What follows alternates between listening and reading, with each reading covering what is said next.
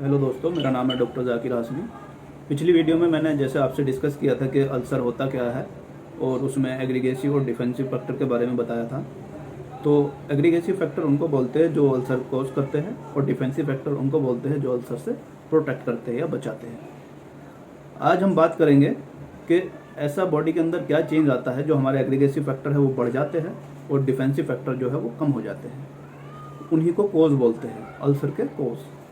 तो आज हम कोज की बात करेंगे मेनली। तो ये बहुत इंपॉर्टेंट है कि हमें बीमारी हुई किस वजह से है, इसको जानें। तो आज मैं आपको कोज के बारे में बताऊंगा। सबसे पहले एच पाइलोरी नाम का बैक्टीरिया होता है और वो बैक्टीरिया क्या काम करता है बॉडी के अंदर जाके, हमारा जो HCl है उसका हाइपर सिक्रेशन कराता है और जो हमारा बाइकार्बोनेट आयन है उसको डिक्रीज कर देता है, जिसकी वजह से ओवरऑल हमारे म्यूकोसा है वो डैमेज होती है या इसकी वजह से हमारी म्यूकोसा डैमेज होती है और म्यूकोसा डैमेज होने की वजह से अल्सर कोज होता है। दूसरा यहाँ पॉइंट आता है एनसेड्स। जो एनसेड्स होती है, तो एनसेड्स क्या करती है, जो हमारा प्रोस्टाग्लैंडिन था डिफेंसिव फैक्टर, उसके सिंथेसिस को कम कर देती है। और प्रोस्टाग्लैंडिन का सिंथेसिस जब कम हो जाता है तो उससे भी हमारी म्यूकोसा डैमेज होती है और उससे भी अल्सर होता है। अगला पॉइंट ये है, या स्मोकिंग करते हैं तो उसकी वजह से भी हमारा एसिड का सिक्रेशन इंक्रीज होता है और जिसकी वजह से हमारी म्यूकोसा डैमेज होती है और अल्सर होता है। अगला पॉइंट यहाँ पर आता है स्ट्रेस। कोई पेशेंट लगातार स्ट्रेस में रहता है और ज़्यादा डिप्रेशन टेंशन वगैरह में रहता है तो उसकी वजह से भी अल्सर कोज होता है। अगला पॉइंट है यहाँ पर आता है रीनल फेलियर। जो हमारी किडनी है, किडनी का काम होता है जो हमारे बॉडी के अपशिष्ट पदार्थ होते हैं, यानी जो वेस्ट प्रोडक्ट होता है उसको बाहर निकालना यूरिन के रास्ते। किसी वजह से अगर किडनी फेलियर हो जाती है तो ये किडनी वेस्ट प्रोडक्ट को बाहर नहीं निकाल पाती। उससे क्या होता है, हमारी बॉडी के अंदर जो अपशिष्ट पदार्थ है, जो वेस्ट प्रोडक्ट है, वो बढ़ता चला जाता है।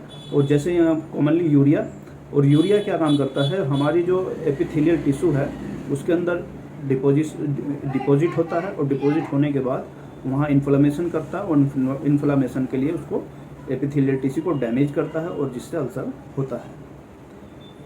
अगला यहाँ पॉइंट है वेस्कुलर इनसफिशेंसी। वेस्कुलर इनसफिशेंसी क्या होती है, जो हमारी स्टमक की लेयर है उसमें ब्लड जो है वो प्रॉपर फ्लो नहीं हो पाता और जिससे क्या होता है, हिस्टीमिया होता है और हिस्टीमिया की वजह से वहाँ नेक्रोसिस होता है और नेक्रोसिस की वजह से ही अल्सर कोज होता है। अब हम बात करते हैं कि जो अल्सर होते हैं उसके हमने कोजेज समझ लिए, उसके फैक्टर समझ लिए और अल्सर क्या होता है ये समझा। अब हम समझते हैं उसके साइन और सिम्टम। तो साइन सिम्टम में सबसे पहले जो इसका मोस्ट कॉमन सिम्टम होता है वो एपिगैस्ट्रिक रीजन में जो पेन होता है वो इसका मोस्ट कॉमन सिम्टम होता है। तो एपिगैस्ट्रिक रीजन में अगर पेन आपको मिल रहा है तो अल्सर का हो सकता है। तो अब यहाँ पर जो है कई बार ऐसा होता है पेशेंट को वो साइलेंट अल्सर होते हैं। साइलेंट अल्सर क्या करते हैं, उसको कोई पेन फील नहीं होता, लेकिन जैसे उसकी कई बार क्या होता है उसकी वॉमिटिंग में, और जब वो ज़्यादा क्रोनिक हो जाता है, ज़्यादा लंबे टाइम तक रहता है तो उसको वॉमिटिंग में और स्टूल में ब्लड आने लगता है। तो उससे भी हम आइडिया लगा सकते हैं कि ये अल्सर का हो सकता है। यहाँ पर एक चीज़ और आती है कि अगर हम इस अल्सर को ट्रीट ना करें या इसको साइलेंट अल्सर है हमें पता ही ना चले तो ये अल्सर आगे चल के परफोरेशन कर देता है कि हमारे में ब्लीडिंग और परफोरेशन हो सकता है। तो अभी ये समझेंगे जो ये एपिगैस्ट्रिक रीजन में पेन होता है इसके भी कुछ फीचर्स हैं।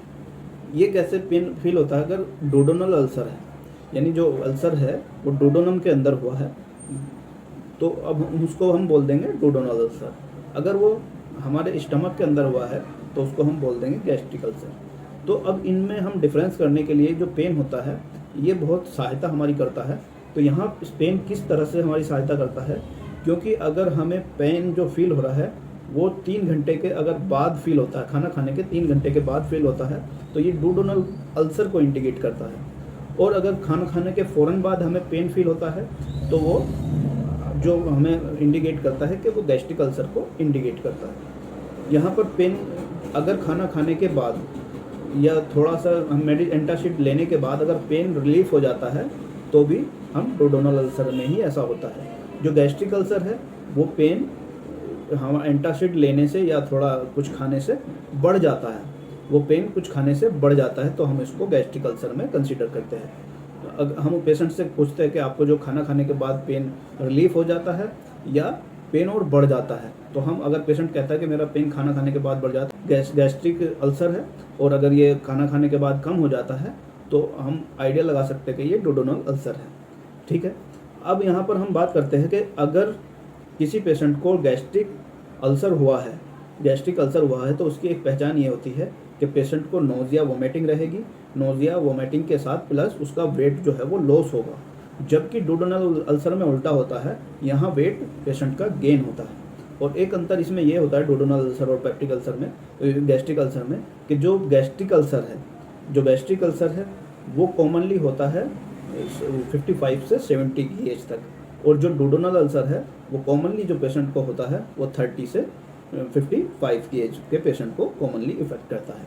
तो ये बेसिक से कुछ अंतर है, कुछ डिफरेंस है जो जिससे साइन सिम्टम हम पहचान सकते हैं, जिसको पेन को हम ये पहचान सकते हैं कि ये डोडोनम का है या गैस्ट्रिक अल्सर का है। तो इससे हमें आइडिया हो जाएगा और उसका फर्दर हम ट्रीटमेंट की तरफ जा सकते हैं।